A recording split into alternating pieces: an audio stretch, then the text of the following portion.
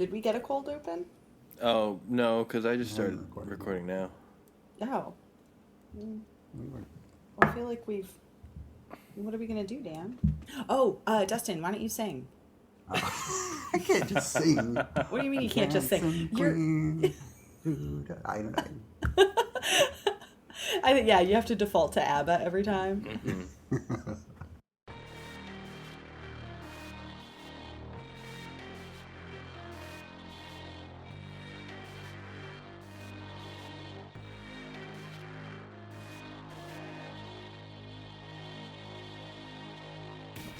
That's definitely going to be cut out. Welcome to Pajiba, the Pajiba Television Podcast. I am Pajiba comedy editor Dan Hamamura. With me, as always, our Pajiba managing editor Tori Preston. Hello, Dan. Hello, Tori. And dancing queen Dustin Rolls. You can dance. You can dance. Is that... Huh? Okay. Thank you, Dan. I just wanted to see how long you'd go. I don't know if... I would like him to redo that. Can we re-record that? No. No. We can. We'll pick it up. I think if he does it like 3 times, and then we can just pick the best one, right? Yeah, that sounds I do it right. 3 times. I think Candyman shows up. But it'll be a really fabulous Candyman. That's right. It's like Billy Porter as Candyman. Happy network fall premiere week. I heard there were only 6 new shows this week. To those of you who celebrate, yeah, not too many. No. There are a couple new ones. We might talk about them a little bit. We'll see, or maybe not. But this is the point where we just randomly talk about them. Big Leap was great, Dan. If you like cheesy reality shows within scripted shows. I like cheesy shows, and it has Noel Scott Foley. Crane, yeah. It has Piper Perabo. It's such a good cast. It has a lot of people. Terry Polo, that's right. Oh. What is it about? Okay, so they're putting on this dance reality competition with amateurs. And this is like the behind the scenes of that and like putting it together. Oh. So, and Scott Foley plays the producer, and he's just... did you watch Unreal? Yes. Okay, it's basically that, only with a dancing show. He's just he's trying to manufacture drama and create a lot of conflict and love stories, and he doesn't... They're putting on Swan Lake, and he doesn't give a shit about Swan Lake. Nobody cares about Swan Lake. He just cares about the drama. Exactly. So he's creating it, but he's also got some issues in his own life. You know, his marriage fell apart. He's trying custody battle. I don't know. It's great stuff. So it's not Dancing with the Stars. It's like an actual ballet? Yeah, they're putting... amateur ballet? Yeah, they're using like amateur dancers, and they're not eliminating anybody. It's just, Yeah. Because that wouldn't be any fun. Train. Anyway, it's a really good feel good show if you're into that sort of thing. Also, 911 started this week, Tori. I know. And there was a giraffe in it. Oh yeah, what was that about? Because I saw a billboard, but I don't watch 911, so. 911 billboards are amazing. What did happen? Something happened in the end of the episode where... Oh wait, no, it was one of those ransomware things where like the whole city got hacked. Oh. And like they turned off all the, I don't know, street lights and... Yeah, it was like a blackout or something, right? Well, I don't know. Something like they turned everything off, so shit got loose. Cars were crashing into each other left and right. There were fires everywhere, and then the zoo animals got out. But it was a 2-parter. Didn't they do the hackers taking over the system like a couple seasons ago? No, probably. But this is different because it was ransomware. Oh, yeah, okay. It's ripped from the headline story. One secret about network television is that you make a lot of episodes, and similar things will sometimes happen because there are only so many stories. But not when they're ripped from the headlines. That's true. Well, sometimes the headlines recur. Mm-hmm. These are just the times we're living in. That's right. There are a lot of hacker attacks. That's true. That's fair. And stampeding giraffes. Yep. There was also Ordinary Joe, which you guys have been making fun of forever for good reason, but it was Ordinary? it wasn't. I mean, okay, it was terrible, but in a good way, like A Million Little Things. You know, Dan, that not a good show, but also it's a comfort show. It's an entertaining show. Right. Yeah. There is a Ordinary comfort. Joe is like that. There's a comfort in like I mean I haven't watched Ordinary Joe yet, but I do want to watch at least the pilot. I like James Wolk. Me too. I love it. And the I mean on the Million Little Things side of it, it's definitely. I mean that show kind of like has all the. It's like you're seeing all the most dramatic scenes. Yes. From their day, like because you have so many different stories, so all of them are like this is the most dramatic moment, and then this is the most dramatic moment. And Are you this still is the most watching? dramatic moment. I haven't watched. Did they premiere this season? I haven't watched. This I season. think they did last week. Okay, it will be on my Hulu list, I'm sure. I quit watching midway through last season. It was too much for me. Okay. And by that, they had good mysteries going on, and then they stopped with that and just went full soap opera. Mm-hmm. But you are going to continue watching Ordinary Joe? Oh, until it starts sucking. But right now, it's James Walk, and it's like one of those sliding door things where like he graduates college and like he has a choice to make, and he's like three choices. He can go with his parents, he can pursue this woman that he just met, or he can go to the beach and meet this his best friend sex buddy. And then the show flashes ahead 10 years later, and you get to see how each one of these choices plays out. And then it stays in the 10 years forward? Yeah. Mm-hmm. Okay. And so like the whole show is just going to be three versions of James Wolk. He's a cop in one, he's a nurse apparently on one, and a rock star in the other. To really hit, I think they missed an opportunity to really hit home the network TV model of it, and made him a cop in one, a doctor in one, and a lawyer in one. Yeah. That's true. Yeah. Also, shouldn't it have been called No Ordinary Joe? Like if one option is rock star? And that's true. I don't know. I find the entire thing suspect. I think there's a lot of shows trying to be the next This Is Us with This Is Us TV. Yeah. And I don't hate that. Will they have Amsterdam, crock pots? Yeah. New Amsterdam was back this week too. Not The Resident, New Amsterdam. Did The Resident not premiere? I don't know. I don't watch The Resident, Tori. It's your favorite medical procedural, Yeah. Dustin. Mm-hmm. I believe. I think we have sources that would. Yeah. Mm-hmm. New Amsterdam's hitting that point where it's kind of too much now, so I might leave that soon too. You might have to start watching The Resident. Maybe. What are we going to joke about if you're actually a fan of The Resident? I'm not going to watch The Resident. Of course, we'll be like, okay, it's a Chicago med, right, guys? No! That's his We don't favorite. Chicago shows. He's gonna say like, I made a lot of jokes about The Resident, but it turns out it's so good. Did you guys know that it stars Lila's radio boyfriend? Oh my god. I think actually I would really enjoy it, Dustin, if you watched only one Chicago show and you very specifically refused to watch the others, because there's like a block of them. So you'd have to jump in the middle of the like programming block. Just watch the middle ones. to just watch that one and be like, no more. Yeah, and they do crossover a lot. Like they do an interesting thing where they do their crossovers where it's like one story across the whole night. But they also will just have characters from one show or the other just like show up in the other shows constantly. Yeah.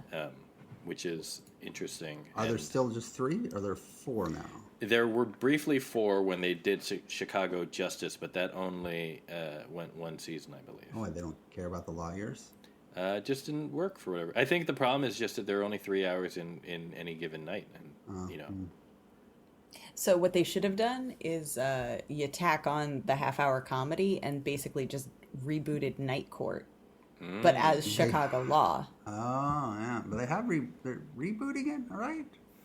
I believe it's a reboot, but it will have John Larroquette if that's all that matters. If word is any indication. Aww. He's the best. He is.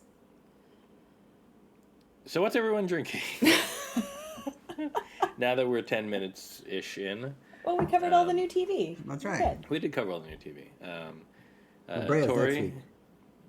What? Oh, La Brea. That's next week. Oh, we're oh my gosh, we're in a future sliding door style where Dustin gets to experience both La Brea and a 4th season of Manifest. Oh. Eventually. Assuming La Brea lasts long enough. Right.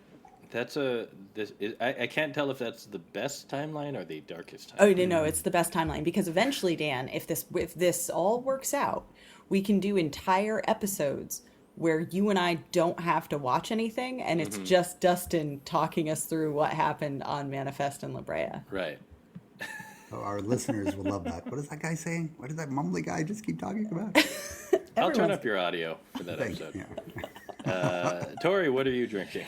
My 3rd can of the maple breakfast stout. Oh, God. So okay. I still have more in the I have another Not your can 3rd can tonight. Your No. 3rd can total. 3rd week, 3rd can. If we do really well, guys, I may have to sneak away to crack that last can just to get it over with. You mean because you're enjoying it so much? Yes. Yeah. Yeah, I mean, because everything's just going so swimmingly and I'm drinking it so fast because it's so easy to drink. It just goes right down. Mm-hmm. Smooth is what it is. So, we'll see. Nothing smooth about it. I'm just back to Allagash. In a can. Ooh. Allagash White or? Oh, yeah, just the Allagash White. Comfort beer. Makes sense. Nothing wrong with that? I'm actually also drinking a repeat, another round of Michter's, small batch, and yeah, it's. What does small batch mean? It means that they made it in a tiny distillery, like a tiny still, like the. Tori, what does small batch mean? The pot can It can you know how a normal still is pretty big, but this one's small, it can fit in your pocket. So yeah, it's like microdosing, but it's micro batching. Yeah. If you drink enough small batch whiskeys, you will maintain just the perfect level of drunk. Yeah. I was going to say the microdosing is a good segue into Nine Perfect Strangers, but where I actually do want to know what small batch means. And I feel like you know what that means. He wasn't, well, until he got to the bit about putting it in your pocket. He's not wrong. So, if you can make it, so you know how you measure liquid by volume? Mm-hmm. So imagine you just make a smaller volume of liquid. Yeah, okay. It's not mass produced, Dustin, like your corporate, but no, but even your corporate stuff. Even at a brewery, you're gonna have you can have a big fermenter and then a smaller fermenter. It's not like a pony keg, but you can make a lot at one time, or you can make smaller things. So yeah, it's just small batch. Right. Make it better? No, but it does mean that any differences in flavor, it makes it more of a singular experience. Mm-hmm. So if you think that, especially with whiskey, it's being aged, right? Mm-hmm. So that batch, there is less of that batch to go around. So if it turned out particularly well, it's kind of exclusive. Yeah. You're making it just makes it seem more artisanal. Of course, if you were to try from one batch to the next, it probably doesn't taste any different because they're a professional distillery and they know what they're doing. Right. But, there's always the option that one tastes better. Okay, fair enough. Good to know. I did like Dan's pocket reason, though. That was great. You see, when you make the whiskey and it's tiny, then it takes 100 of those to fill one bottle. Yeah. And what ends up happening is that you have a lot of What if small batch whiskey was in fact tiny pocket? Wait, wasn't the Gremlins sequel called The New Batch? It was called The New Batch. So small batch whiskey is produced by Gremlins from a new batch that happens to also be small. Are all Gremlins small? Oh no, there's one big one. Yeah, there could be big ones. I don't know. I got scared of the Gremlins and never finished it. I don't know that I've ever seen the second one. I definitely saw the first one. I rewatched the first one scared me to death when I was a kid, but I rewatched it recently, and it is not scary at all. No, but I always had that thing when I was a kid where I knew enough about what would happen with things that then I'd start anticipating it. So I would I lost my shit during Gremlins before they ever transformed, just because I knew it was going to happen. So then every time they did anything, I assumed that was when they were going to transform, and eventually the suspense just got to me and I ran away screaming. Okay. So it was still probably the first half hour, nothing had happened. They were adorable and I was like, Mah! Anyway, so what if I'd actually sat through that? What if you had sat through that, Tori? Like you sit through What If each week. I do. What If update. I was wrong. It apparently isn't going to continue to just get more and more depressing and dark and horrible until some sort of final point that's just so miserable. Instead, this week they had a very fun, lighthearted episode. And it was all about Thor and what would have happened if Thor had been an only child. Oh. Turns out if Thor didn't have Loki, everyone would have been happy. Literally. So the premise is the point of departure is that way back when Odin was fighting the frost giants, instead of finding the little baby Loki and bringing him home, he would have found him and given him just back to the frost giants to raise. Mm-hmm. And so at that point, Thor becomes an only child and is spoiled rotten. And Loki grows up as a frost giant and is very happy. He's huge and does magic and is blue. And he and Thor end up being kind of party bros together. They're actually buddies. And Thor goes around the universe inviting all of his friends over to party, and he comes to Earth and basically throws a kegger and gets to the point where, he's accidentally destroying the planet with his good time, and S.H.I.E.L.D. gets involved, and they call Captain Marvel, and she and Thor get in a punching match. And eventually Jane Foster yells at, I think, Heimdall, and Heimdall gets a hold of Thor's mom, and Thor's mom comes to set him straight. And that is the entire episode.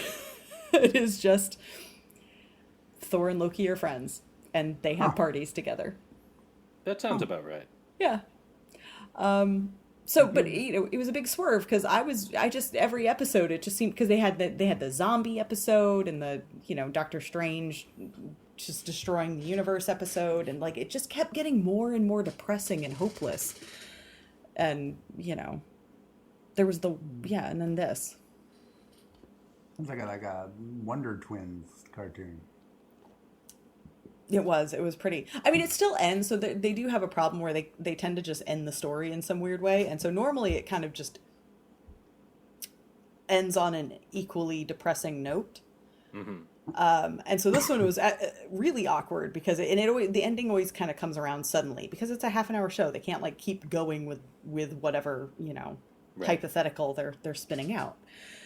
So they always kind of end abruptly. And so this one was a happy episode and it still ended in a really depressing way because it's oh, everything's great. Oh no, wait. And then they look into the distance and Ultron shows up with all of the Infinity Stones. Oh, shit. And that's where the episode ends. You're just what?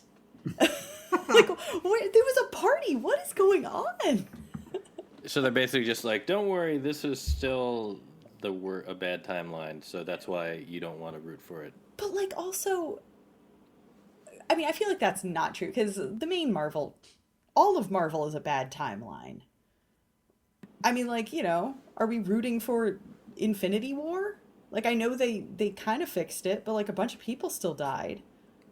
Well, I guess it was the best version of it, though. I don't think that's true. Party Thor was definitely the best version. So the Guardians showed up. Drax is like so drunk he's puking. Darcy marries Howard the Duck. What? Yeah, they got married. They got married by Elvis in Vegas. What? Yo, I'm telling you. Elvis is alive in this timeline. Also, who would you rather have the Infinity Stones, Thanos or Ultron? I kind of feel like maybe Ultron would be better to beat. Easier to beat? Well, I don't know. I barely remember Ultron. He was James Spader as a robot. Yeah. Oh, that's right, yeah. I would 100% watch another James Spader robot movie. Actually, I would too, yeah. Right? He was kind of the best part of that movie. Like, I know we're not, it's like Whedon or whatever, but like, that was some really good casting. Anyway, so yeah, what if? I have no idea. I don't think the show is ultimately going to matter at all, but, I was wrong. It's not just on a sliding scale of depressing. It sometimes is fun. It had a fun episode. I appreciate keeping up on it without having to watch it. Yeah. Just like what you're going to do for us with La Brea. That's right. Exactly. And Manifest. And Ordinary Manifest. Joe. And a whole The lot Big of them. Leap. And And yes. The Big Leap. Although, I don't know, man. Now I'm like, wait, it's a bunch of... I'm just stuck on amateur ballet. Like... Are we talking, like, just randos? Like... Well, I mean, I think they have, like, some dance. Like, the lead woman was, like... Her dream was to be a dancer in high school, and then she got pregnant. And So... is a single mom. Okay. Who's trying to recapture her dream. Because I'm picturing, what is it, Waiting for Guffman? Oh, no, not like that. Oh. But, like, one guy's a football player who's, like, who can't dance, but who got canceled, and now he's trying to rehab his image by doing this show. It feels like it's like adult Glee. Yes. But dancing. With dancing, yes. Only that's the show within the show. But yeah, yes. But it's a lot But the like... thing with Glee was that they could all sing. Like, I really want a ballet by a bunch of people who can't actually dance ballet. Like, amateur ballet. Oh, okay. Well, there's I like see one what you're guy who's like a hardcore street dancer, and he's fucking awesome, but he can't... He's really bad at ballet. They work it in, Yeah. Oh, God, I hate that now I'm intrigued. It's fun, I'm telling you. Well, right. Tori, the good thing is that show might fill the Brooklyn Nine-Nine series sized hole in your schedule. Okay, that's asking a lot. That's not how schedule holes work, Dan. No. I'm just saying that there's TV that is on Hulu that you no longer have to watch, and Brooklyn Nine-Nine is one of them. I'm just saying, Dan, if Andre Brower shows up as an amateur ballerina, Holy shit! Oh, that's a game changer. Game changer. No doubt. And now that I'm thinking about that, nothing The Big Leap does will ever compare. Because really... Ruined The Big Leap now. Yeah. Because so it's not just that Brooklyn Nine-Nine was charming, it's that, like, I now have an Andre Brower weekly hole. Mm-hmm.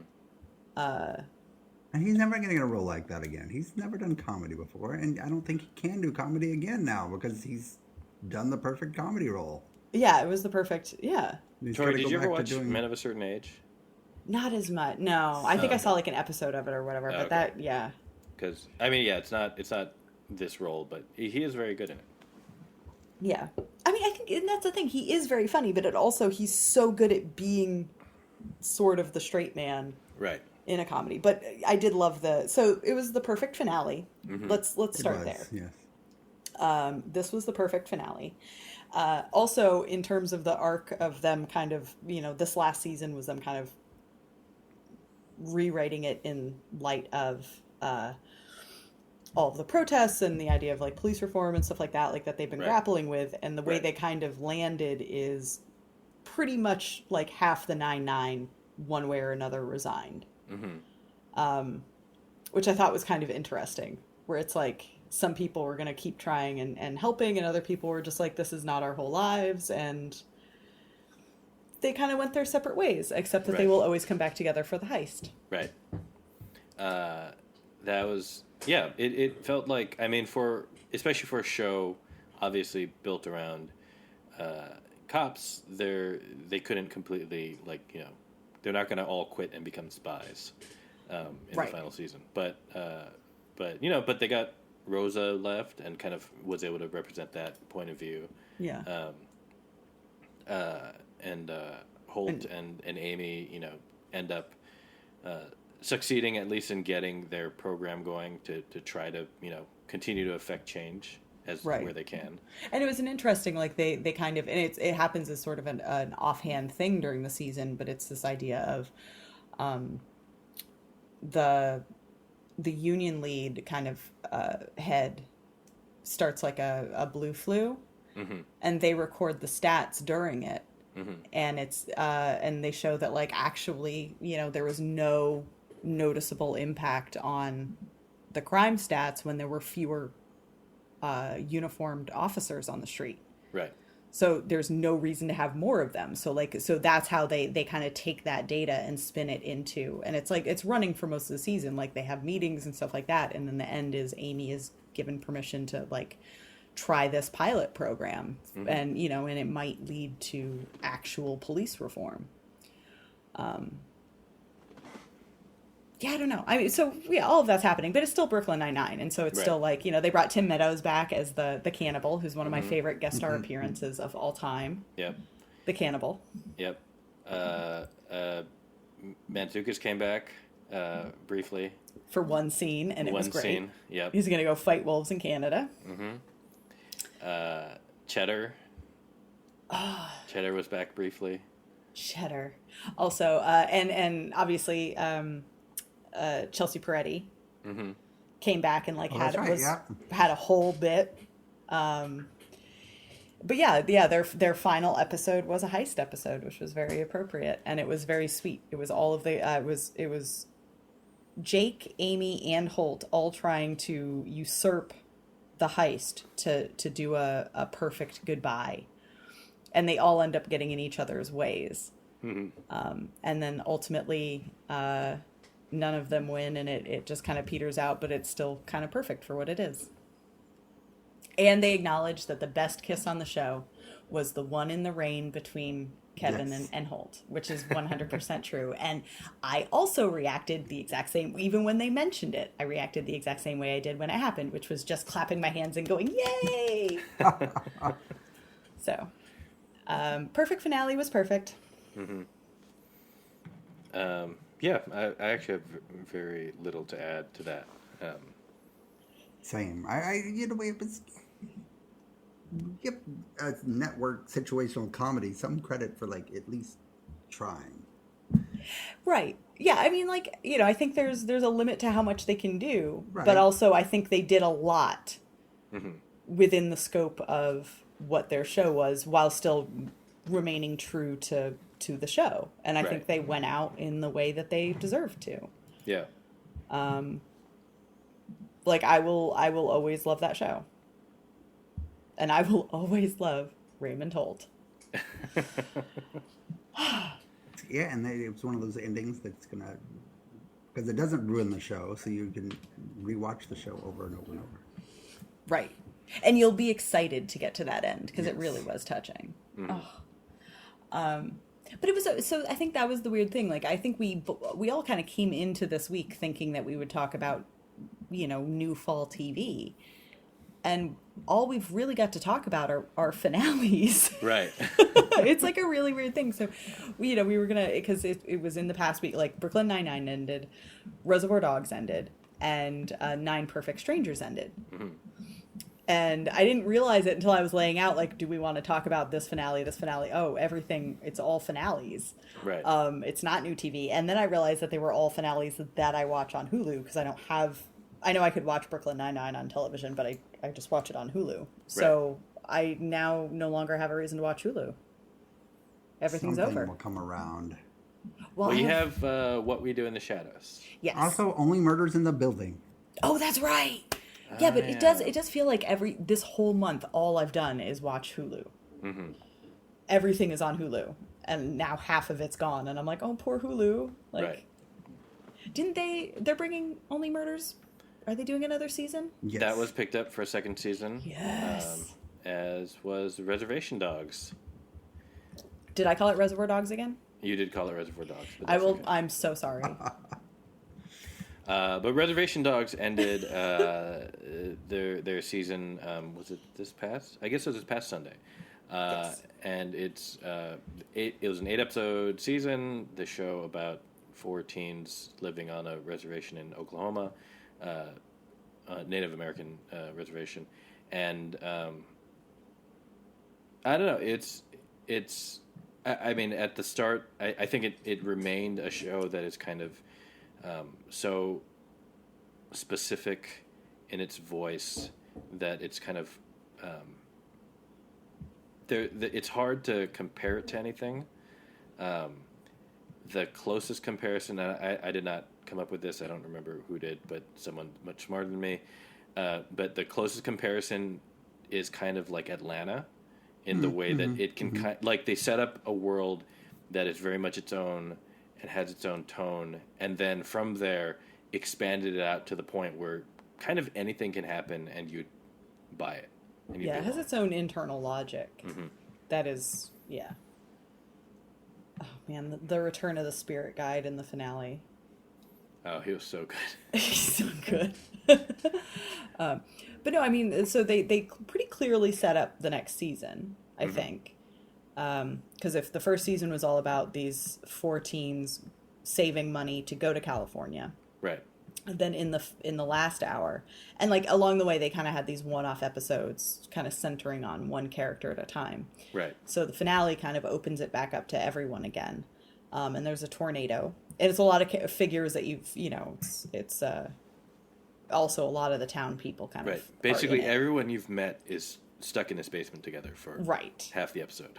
except for Brownie, who's trying to stop the tornado using an Right. axe. Right. But Got to see a lot of Brownie. oh yeah, yeah, you do. Yeah. So in the end, Yeah. it was great. It was a great way to end. Yeah. So 2 of the teenagers, Cheese and Willie Jack, both decide like they're not going to go to California. Mm-hmm. Like they don't want to go. Bear thinks he's still going to go with Alora. Mm-hmm. And then he deserved it. Like Alora was right. She kind of calls him on some of his bullshit from the season. Right. And he doesn't really, I don't think he quite realizes that she's serious. And it's also interesting because it's like the spirit guide is trying to get him to realize that like that's the thing he needs to fix. And he just kind of doesn't. And she leaves with the head of the other gang. Right. They drive out together, and at the end of the episode, Bear is just sitting on the curb waiting for her to come pick him up. So next season, you're going to have Alora presumably either in California or on her way there, and all of her friends still on the reservation. Mm-hmm. And the spirit guide may have transferred over to Brownie. Brownie. Oh. It's a good finale, but that 7th episode, whew, goddamn. Yeah. It's a gut punch. And you knew it was coming, like you Yeah. knew. You kind of knew, but you didn't. Yeah. I don't know. Also, a really good turn by Bill Burr Yes. as the coach / driving instructor, and like I'm not great at like identifying accents, but I was like, that accent sounds about right. Which is funny because Yeah. he's very like, tied to a Awesome. Boston accent. Yeah. His persona is very much tied to that. So when he pauses the driving test to go track down his daughter and like pulls a gun from it's just like the whole sequence is so insane and perfect. Yeah, and perfect. Yeah, he was great. Also, threading a very fine needle in the writing there for like having that kind of a dynamic where you've got this like male authority figure who is not creepy with her. Like, right. It ended up being a very touching relationship, while being, very quickly going off the rails professionally. Right. And you find out like he was friends with her mom, and so there's a lot of background there, and he was her basketball coach, and there was all these ways that because it is this kind of like small community, there are all these ways that he sort of intersected in her life. Right. And she's and they end up kind of emotionally supporting each other, even though she was getting ready to use him and did kind of trick him. Right. Getting him, manipulating him into doing the parallel parking was great. Mm-hmm. Although also, I remember when I was watching that scene, it was giving me anxiety because when they show the overhead shot in my brain, there I'm wasn't enough room. That space is too small. That space is too small. There was no way. Yeah, which is why he manages to also bump every car. Yeah. And never admits that, like, that was not going to happen. So. That was great. The ride along that Cheese had the episode before was great. I mean, basically just like it. I love the hunting episode. Yeah, just every. It felt very much like. Yeah, I don't know. You just get to know these characters really well in a very short amount of time, and I'm very glad they were picked up for a second season. Because I want to watch more of them. Yeah. On Hulu. On FX Hulu. on Hulu. FX on Hulu. Yeah. FX. Dustin, you're getting it. You're understanding now. But it's not on FX. Right. Speaking of shows that aren't on FX, but they are on Hulu. Only on Hulu. Only on Hulu. Not on FX on Hulu. Right. 9 Perfect Strangers, a show that I have heard of. Why did you watch it, Tori? It doesn't seem like your kind of show. Why? Because there's emotional yes. content? Yeah, I know it was. I cried a bit. So it was a show that, I will admit, I got into it because I thought somebody was going to die. I definitely was waiting for murder to happen.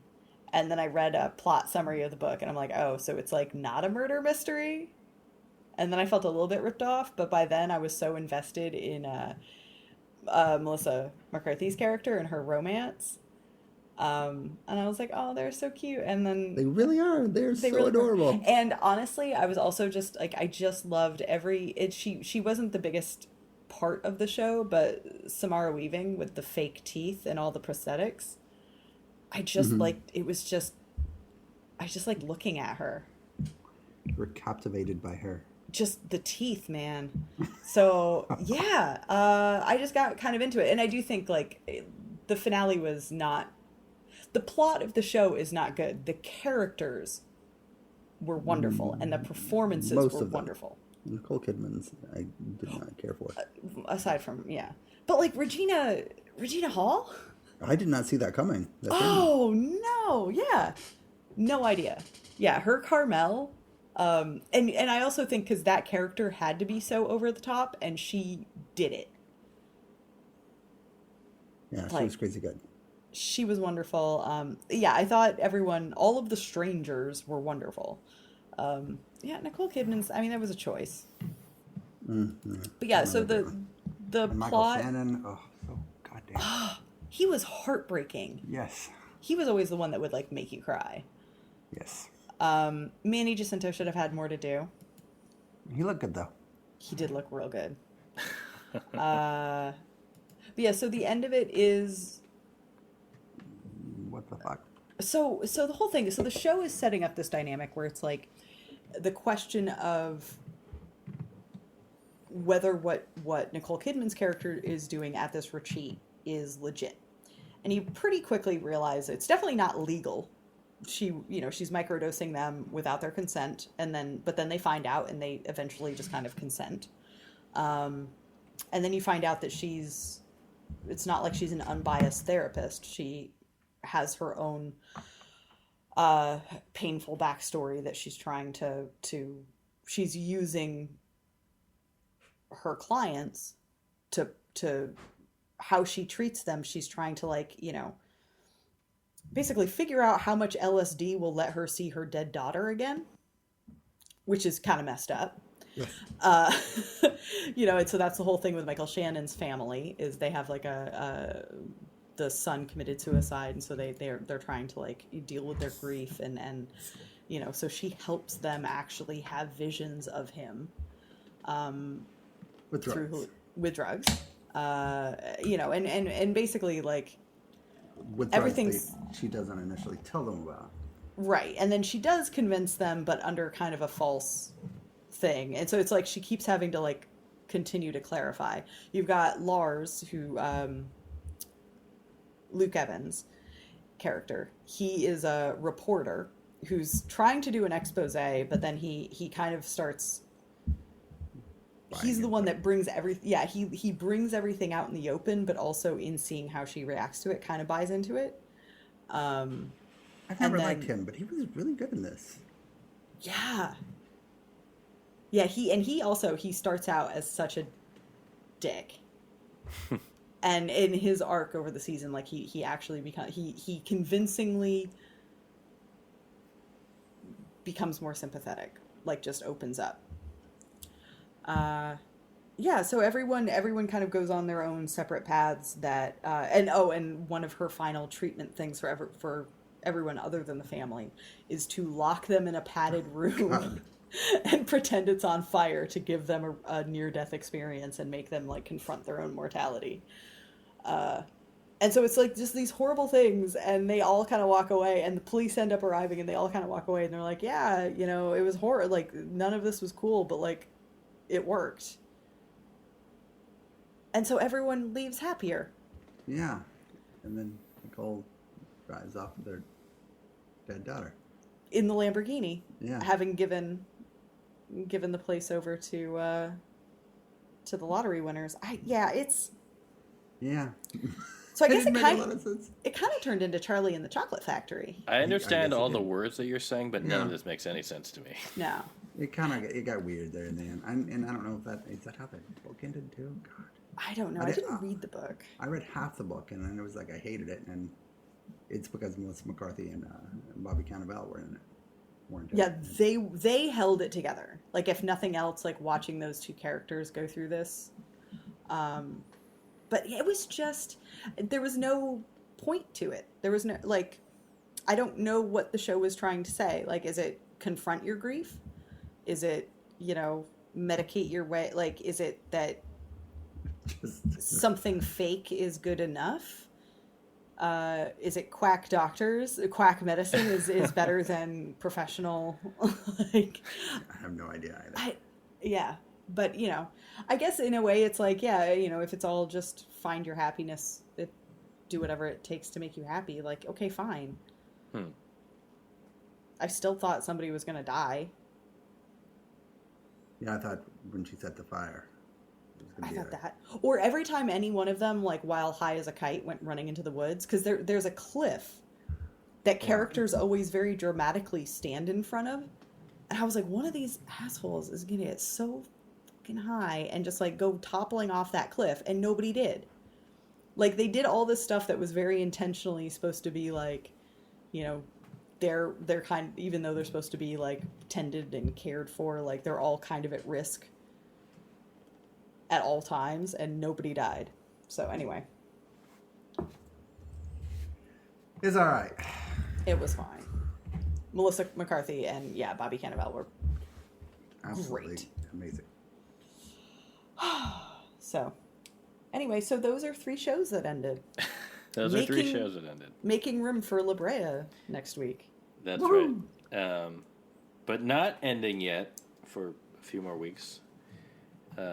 And you know that because Cord Lassleton has not joined us for this week's discussion of Ted Lasso, which by the time this episode comes out, the next episode will have released, but don't worry about that. We're talking about It will Beard's. wash the bad taste out of your mouth. We're talking about Beard After Dark. Wait, what? No, I didn't like this episode. Excuse me? All right. Cord? Is that you? It's just like the world just went right God. again. I mean, everything. you love Manifest and The Resident. I don't love The Manifest. I don't love Resident, and I don't like David Lynch, and I don't like. We're talking about David Lynch. What are you talking about? His No, influence it's just him being on wrong. That's fucking fine. Lasso. This is not. This is inspired by After Hours, which is a Martin Scorsese movie. Yeah. Whatever. Justin. There was nothing. You can't just label everything weird as Lynchian. It was weird. And too fucking long. 45 minutes for that. It wasn't long enough. It could have. I could have watched more. The episode, which I'm sure those of you who listen to this podcast probably have seen, is it's immediately after the loss in to Man City. Beard goes off. It's when Beard, at the end of that episode, when Beard says, "I'm going to go, walk this out or work this out," and then we get to see what he's up to that night. And he's a crazy adventure that includes, going to a church that also has a rave, hanging out with the three diehard fans from May's pub, and taking them out on the town, which had its own nice moment. That nice moment in the end was the only moment that felt like a Ted Lasso episode. God damn it, Dustin. He meets a very dangerous woman in red and her very angry but working on it boyfriend. Would Kalina call him Roy Kent Suario, which was perfect. That's right. And I appreciate it just as like this was the if it wasn't clear, it has been made clear that this was the second episode, the second standalone episode added to the order. I'm also happy to report that I was very clearly wrong, and this episode did not lead to the demise of Coach Beard. So I don't know why I put that in the universe. I don't know who made me say that, but. Well, that was your villainy talking, but Right. I'm glad that, it didn't pan out for once. Yeah. But yeah, I don't... So, we haven't mentioned that he also ends up having his own run-in with Jamie Tartt's dad, which Right. was a surprise I wasn't expecting. Mm-hmm. And his two friends. And his two friends, and they get in a fight in an alley. Look, it's just one of those, you stay up all night and you have a whole adventure, and... weird things happen. Like I enjoyed it because you get to see Beard, and obviously it was heightened. So the lady in red and everything else, the long shadows and the silhouettes of Jamie Tartt's dad and everything. Mm-hmm. Like it was all very Right, and everything that can go wrong does go wrong, which is kind of like fits with these kinds of stories. And the other piece of it that. For the three diehard fans, their moment is that kind of to pay them back. Beard lets them play on the pitch at AFC Richmond for a little bit. He tells them how to right what door to go to get into the back entrance to get Right. onto the field, and they just like party for the rest of the night on the field. Yeah, but I also I found a great deal of catharsis in. When he finally gets to that club and just starts dancing. Yes. Well, even before the hulu, because even before he sees that Jane's there, just like him letting loose. Yeah. I don't. It was like a great emotional release, or like just a physical release of like everything that had built up over the night, and probably over the course of his time with AFC Richmond, and probably the course of his time with Ted and his time with Jane, and just kind of like all of it just kind of like he's trying to dance it out. Yeah. I like the dancing. I'm not sure I still don't know where they're going with the Jane thing. Mm-hmm. And I think that's where it's kind of interesting because it was a bottle episode, so it had to focused on that relationship, but it can't actually progress the relationship. Right. Because the relationship still has to be like on the balance that it needs to be between the previous episode and the next episode. Right. So ultimately it's like, you know, he's heard that she's no good for him. He's going to continue to be with her. So in the following episode, he would need to still be with her. Mm-hmm. And so this episode is like, it almost looks like they're breaking up, except that then he miraculously finds her in this nightclub. And so you don't really know what's going to happen, but it seems like he hasn't given up on her yet. Right. Although the text messages that she sends him are very crazy, concerning. Yeah, no, and so that's part of it is like the end is like it's supposed to feel like, oh, and they found each other, except that it's like not romantic because you saw what she sent him. Right. So I'm still like, dude, you need to dump her. Right. But on the other hand, you see how hard, you know, he tried to do this whole night getting away from her and still found himself, you know, he had the most miserable night of his life and he ended up running into her right when he needed her. So right. You kind of understand what keeps bringing him back into her orbit. Right. It is not healthy.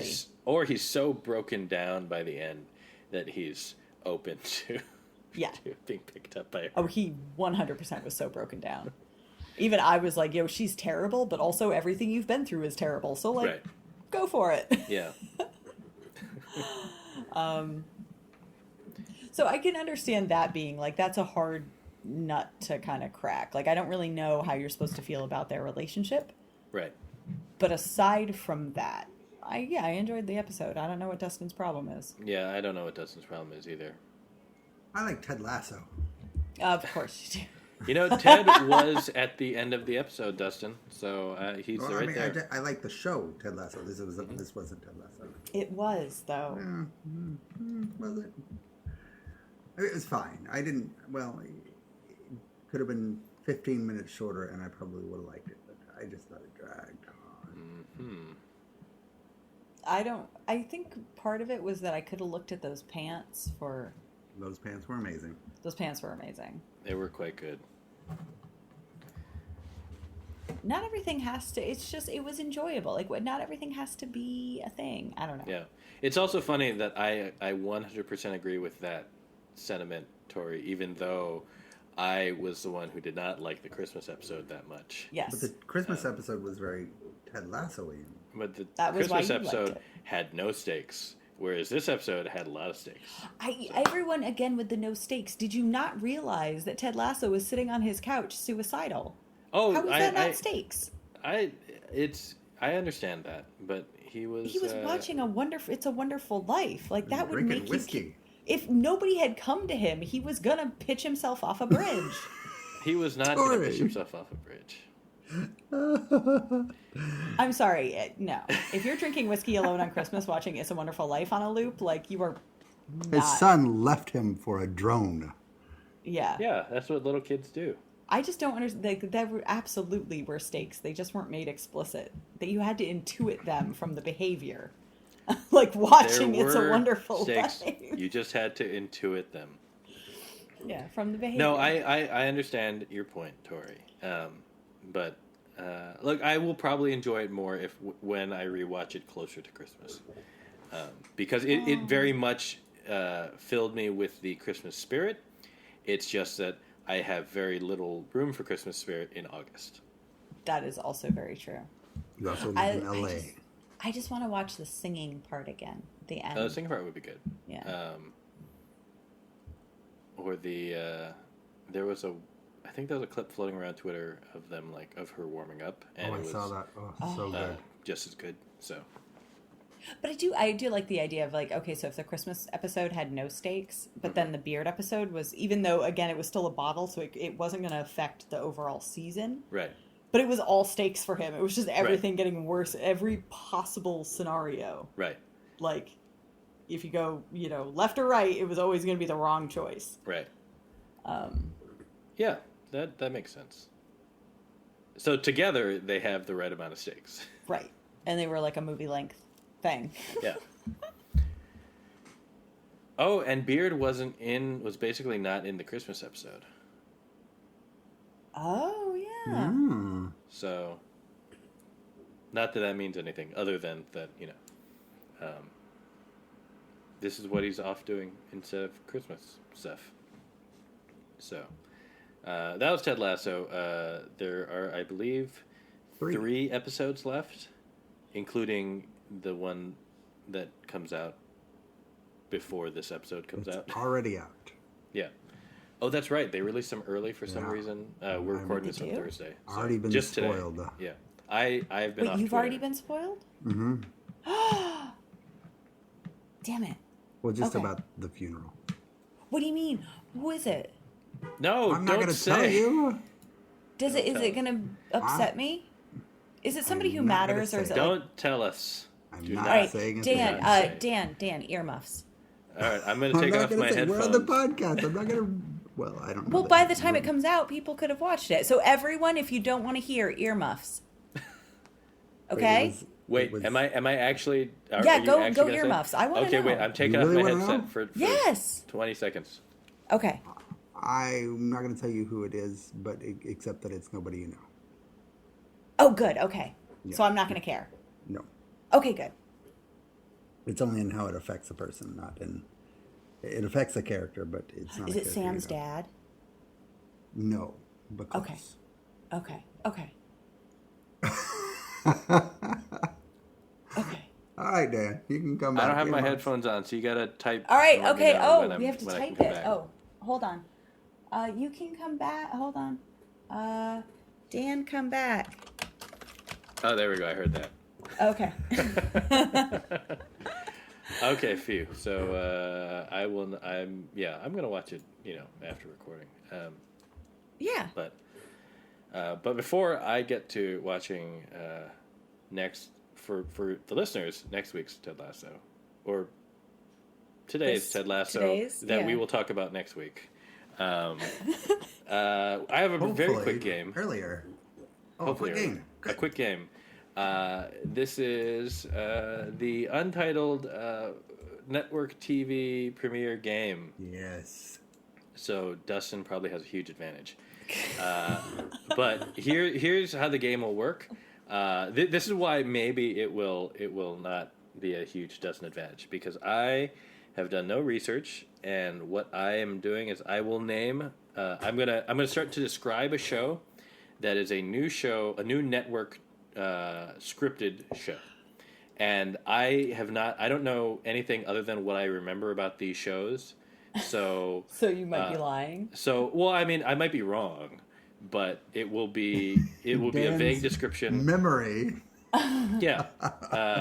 It's like we're playing celebrities, but the celebrities are the show names, and I don't know any of the celebrities. Based on what he saw during commercials during an NFL game. Right. Or maybe remember Upfront in May, when they announced the new shows, and I was like, okay, those are all the new shows. So from that. So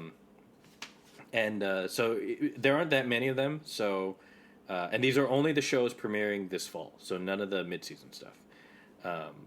Only network, only scripted. Could be drama or comedy. And you can get 2 points, one for the show name, one for the network, since there aren't that many shows. Oh. So does that make sense? But networks don't make any sense to me anymore. But okay. Yeah, I don't remember. Yeah. Well, you can just guess the network. FX on Hulu. Yeah. It could be no, because that is not a network. That's not right. But let's start with this one. So this is a comedy. It is it's like there's like a married couple buys a house. It's the woman from iZombie, and then there's stuff. There are problems with the house that I can't say because that's involved with the title of it. The Money Pit. Incorrect, but it's like Ghost in the House. Correct. Ghosts is the name. That's 1 point. Dustin, you can earn a second bonus point if you give me the network. I would guess CBS. Correct. CBS. All right. Wait a minute. The new CBS sitcom Ghosts. Are you shitting me? They buy a house. It's based on I think a British show, They buy a house. It's a married couple buys a house and British moves show in, and is there are like a bunch of ghosts. super popular and like apparently really good. And I'm sure it is. I'm just like it's on CBS. HBO. CBS is doing a haunted house comedy. Single camera too. I am shocked. With What did CBS? Are they aiming for a younger demographic now, or they're just so bad. So The Emmys was such a shit show because it was on CBS. of course. I have never heard of this show. I literally only saw a commercial because I was watching the NFL. Because you signed back up for television. That's right. For football. Yep. all right. Your next show. It is a drama. It is new, like all of these shows. It is. I don't remember this one at all. So it's based on a book. It follows the journey of a single mother who sets out to reclaim her family's name. She will discover a dark secret about her own mother's past that will turn her world upside down. This is from the Wikipedia entry. Who is the mom played by? The mother is played by Yaya DaCosta. Huh. I haven't seen it after this, but now I'm intrigued. Other members of the cast include Nadine Ellis, Lance Gross, Ryan Nicole Brown. Oh, Ryan Nicole Brown. She was in Lincoln Heights. Alana K. Bright, Kyle Barry, Joe Morton, Morris Chestnut. I'd say it's on Fox. That is correct. You get a point for Fox, Dustin. I could not tell you what the name of it is. I actually heard about it, but I couldn't tell you the name either. Okay, it is called Our Kind of People. Huh. And this is a weird one because it was developed kind of like off cycle, so it wasn't like it was ordered before the upfronts. Okay. But anyway, that's one more point for Dustin. So 3 for Dustin. Tori looking to get on the board. Maybe here. This show, another drama. It's a part of a franchise. It's a show that might have some value to me if you know me. Despite being part of a franchise that I maybe haven't really watched. There are crimes committed, and then they solve these crimes. It takes place in a tropical setting. NCIS. CSI. Oh, shit. CSI? No, NCIS. No? Correct. Tori will get the point. Why? Yeah. CBS. Well, Dustin, Yeah. She doesn't know. it would have gone to I would Tori have gets said CBS, gets but the yes. opportunity. Of course, she's going to get It's CBS. It's NCIS yeah. Hawaii. It's an NCIS. Fine. Yeah. Even I know that. Let me have my 2 measly points, Dustin. Tori gets the points. It is 3-2 Dustin. All right, let's do this one. Are there any Hawaiians in that show? Not in the main cast. I I was don't. going to say, as yet to be determined. I'm not There sure. is a new show set in Hawaii with a lot of Hawaiian representation that's actually much better than you might think. Doogie Kamealoha. Yes, it's quite. I mean, for what it is, it's pretty good. The I'm watching it with lead my is daughters. not from Hawaii or she's Hawaiian. I don't think so, but that's okay. I mean, I don't know. You can't win them all. I guess I don't know. I haven't watched it. It's really cute. All right. But it's not a network show, so it's not It is part not. of this game. It's on- All right, here is another show, new show. It is a. All right. Here's the plot. This is another one that I barely remembered, so I am going to read the plot as written on Wikipedia. Brianna, Jill, Valeria, and Naomi once appeared as the quote nasty bitches in the 1990s. Together, the 4 of them not only turned the world of hip-hop upside down, but also achieved legendary status through their music. The 4 women are now in their 40s, unworldly and largely estranged. By reuniting the four, there is now a chance to return to old fame and vigor. But will the former megastars, also known as Professor Sex, Butter Pecan, The Thrill, and explicit lyrics, manage to achieve this ambitious goal?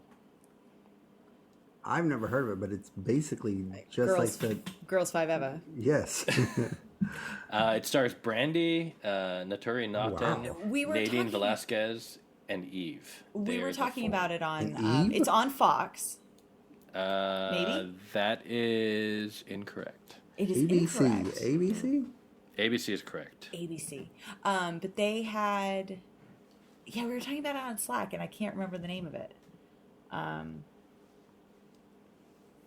So I don't. Yeah, I don't know the name. All right. The show is called Queens. Oh, it's a good name for that. And I mean, it's a hell of a cast. yeah, but yeah, it's like a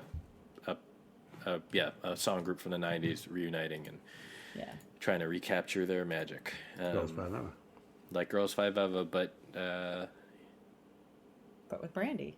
With And Brandy, Eve. and they didn't. Eve. Fucking and Eve. they didn't. Yeah. They didn't kill an Asian member for no reason.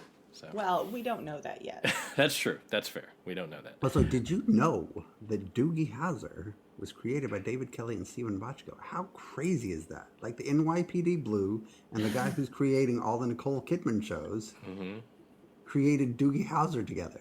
Is that what you're gonna just remember David Kelly as? No. David Kelly spoke at my graduation. I know David Kelly. He's like my man. He's the Right. You know David Kelly. I He's know boss David illegal. Yeah, isn't he married to Michelle Pfeiffer? Yes. Yes. Yeah, he's Living fine. life. He's doing fine. Yeah. But he did Doogie Howser with Steven Bochco. How Cop Rock? God, no, Cop Rock. Maybe All right. that's your answer, Cop Rock. This next show is a reboot. Wonder Years. Correct. God damn it. Network. ABC. It's Sorry. Tori gets to Sorry. answer the bonus question. No, give Dustin that one because I. Oh my wouldn't know. god.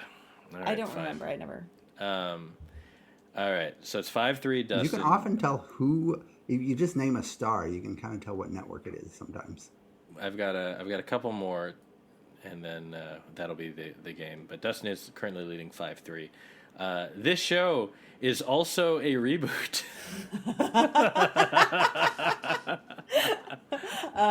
But I do need the full title because there is a very specific full title. It is a reboot of a very successful show that was part of a very successful franchise that I believe is no longer on the air before this reboot.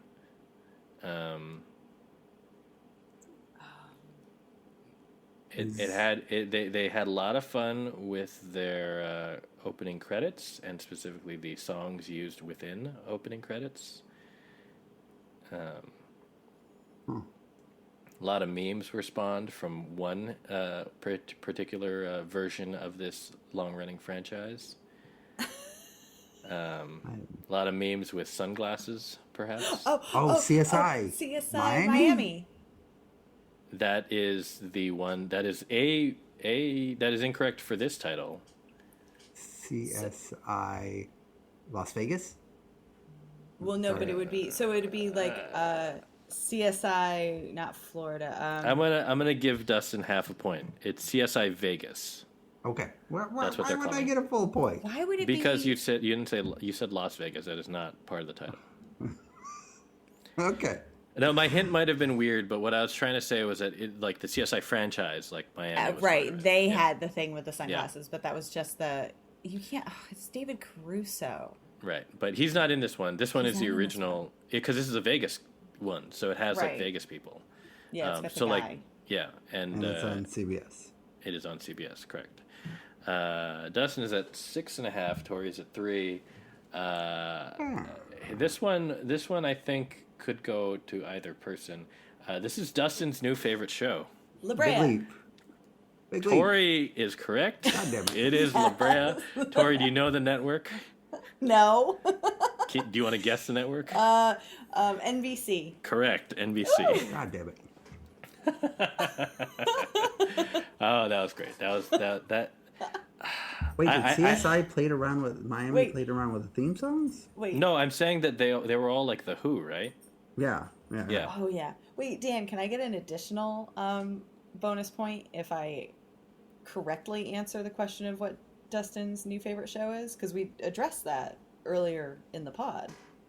Oh, what is Well, his new favorite show is The Resident, because he's true. not into. That's right. That is a bonus point for Tori. All right, so as much as I love that answer worked out just the way I wanted, and I would like to end on that, but we're too close, so we need to have one final question. So, all right, this show is, let's see, which one do I want to do? Okay, I want to do one unscripted, but you will know why later. This is it is on. I'll even give you the network for this one because it's a weird one, but it is on CW. It is a reboot of a game show, long beloved. Oh, it's the one with Drew Carey? The one with Drew Carey? And Wayne Brady? No, they've already rebooted that, haven't they? That, I believe, is Whose Anyway? Line, and that has been around for many, many years. Now, Yeah, this is a new show this fall. It has the original version was focused on the youth. This one will be focused on adults. Is it? The 4400? That is a scripted that's a show. drama. This is a. Oh, yeah. There is a. Legend of the Temple? What? What is that? Legend of the Hidden Temple? Correct. Legends What of the is Hidden that? Temple. I've never heard of that in my life. What are you It was talking about? It was a Nickelodeon game show. Yeah. Penny knows. No idea what that is. Penny, shut up. Penny is disappointed in you, Dustin. How did you not know this? Yeah. I've never heard of that in my life. No, Dustin. So they're doing I didn't realize it was an adult version. Yeah, it's going to be with adults, which is real weird, but I'd be exciting. into it. I'd do it. Yeah.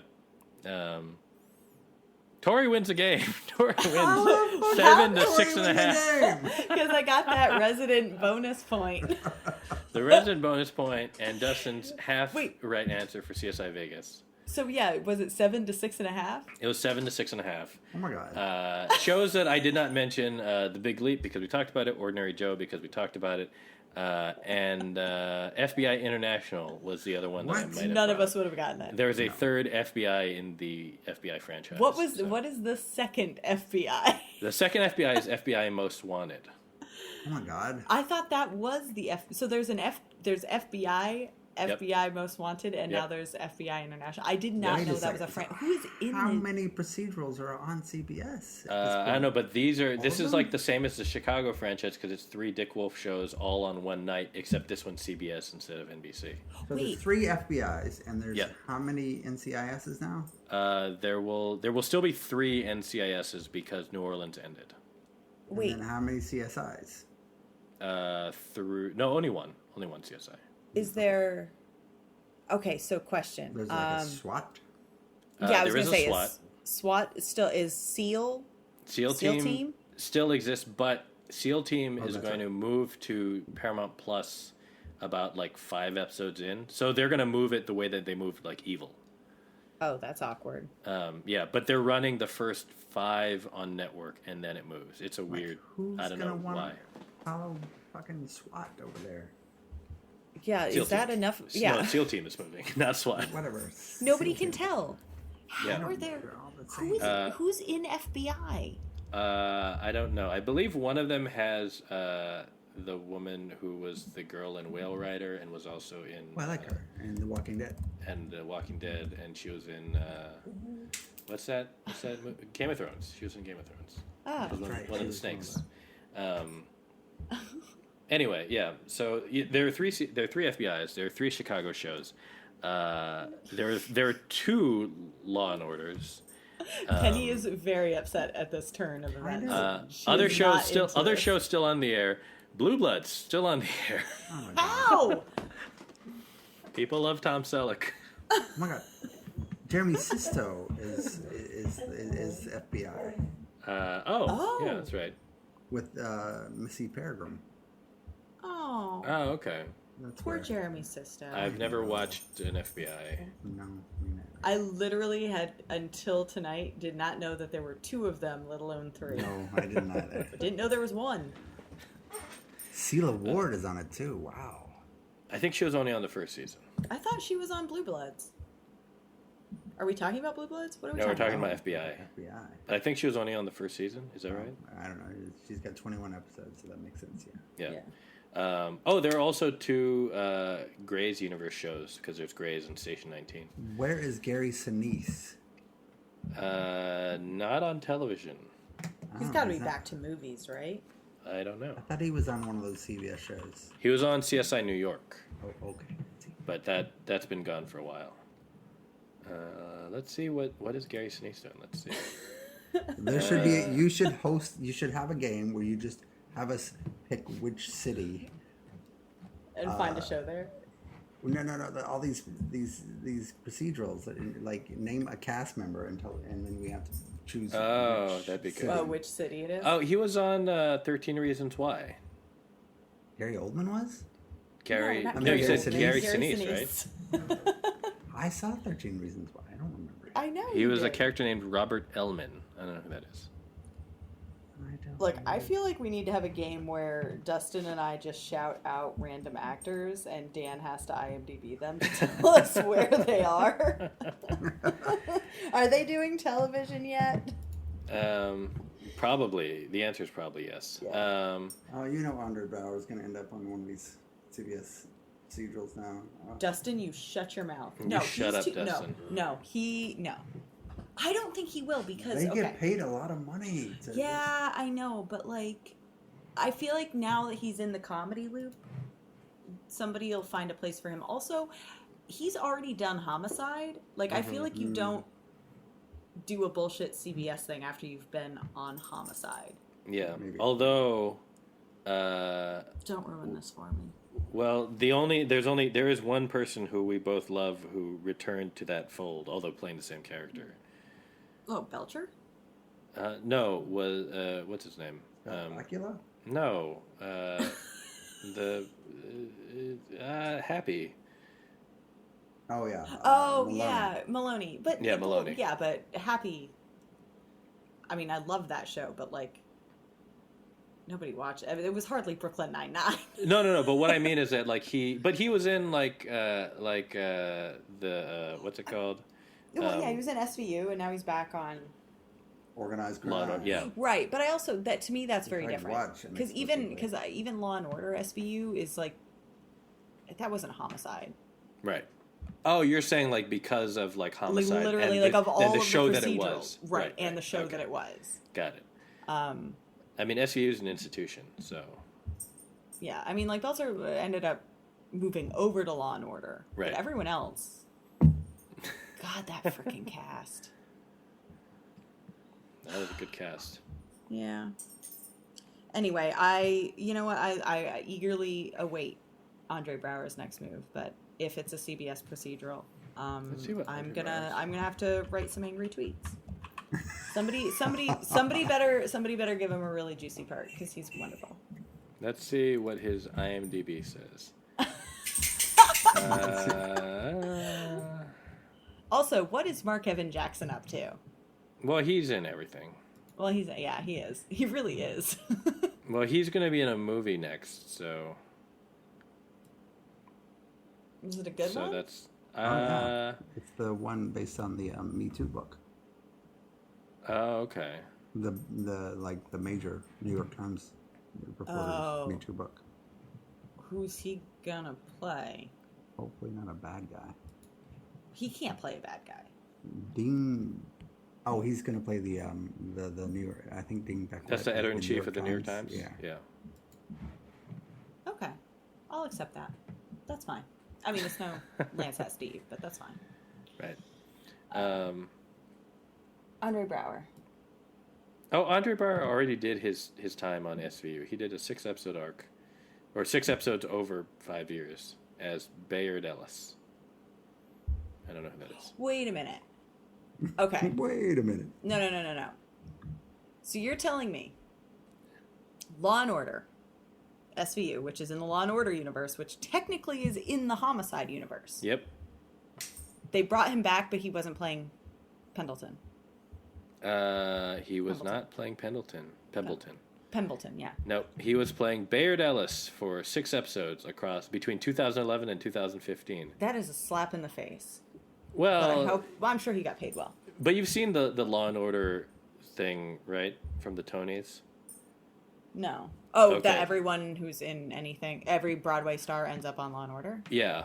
But there was it's maybe the only thing that I've enjoyed about James Corden ever, because he was the host of that year's Tonys. But so it shows everyone, it shows every like Broadway star who's in the audience and their like one guest appearance on Law and Order, except then they showed one guy who was nominated for, I think, Fiddler on the Roof, and he had been in Law and Order across his career like 4 or 5 times, like as different characters each time. Yeah. Yeah. And so they just keep showing him getting older and like his hair changing and like his like body changing, and so as he like went from like a suspect to like random newspaper guy to like a judge to a lawyer. Oh my gosh. It was pretty good. But it's true. There's only so many actors in New York, and those Yeah. shows run forever. And like who cares for one episode? Yeah. But no, so there's no upcoming roles. Not according to his IMDb. Well, now I'm worried. Well, He'll be he's done alright, plenty. he'll be alright. He'll do what he wants. Okay. He'll be back Okay. if he wants to be back. You know what? If he doesn't, I hope maybe he's got his own cheddar. Yeah. Oh. Anyway, that feels like the right place to end. That's the show. We will be back next week. Sometimes you want to go where everybody knows. Probably not talking about Cheers, but Dustin will definitely be singing, so that's good. Anyway, have a good night. Good night, everybody. Good night. Or morning.